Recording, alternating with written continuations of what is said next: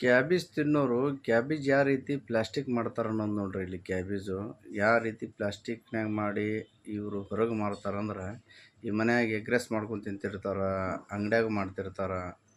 ಇಲ್ಲಿ ನೋಡ್ರಿ, ಇಲ್ಲಿ ನೋಡ್ರಿ, ನೀರು ಒಳಗೆ ಪ್ಲಾಸ್ಟಿಕ್ ಕ್ಯಾಬೇಜ್ ಮಾಡಿ ಇವರು ಹೊರಗೆ ಹೆಂಗೆ ಕೊಡ್ತಾರಂದ್ರೆ ಸೇಮ್ ಕ್ಯಾಬೇಜ್ ಥರನೇ ಇರುತ್ತೆ ಅದು. ನೋಡ್ರಿ, ಅದು ಸ್ವಲ್ಪ ಯೂಸ್ ಮಾಡೋರು ನೋಡಿ ಯೂಸ್ ಮಾಡಿರಿ. ಎಲ್ಲ ಹಾಗೆ ಇರಲ್ಲ, ಒಂದೊಂದು ನೋಡ್ರಿ ಅಲ್ಲಿ ಈಗ ಕೊಯ್ದು ಸೇಮ್ ಕ್ಯಾಬೇಜ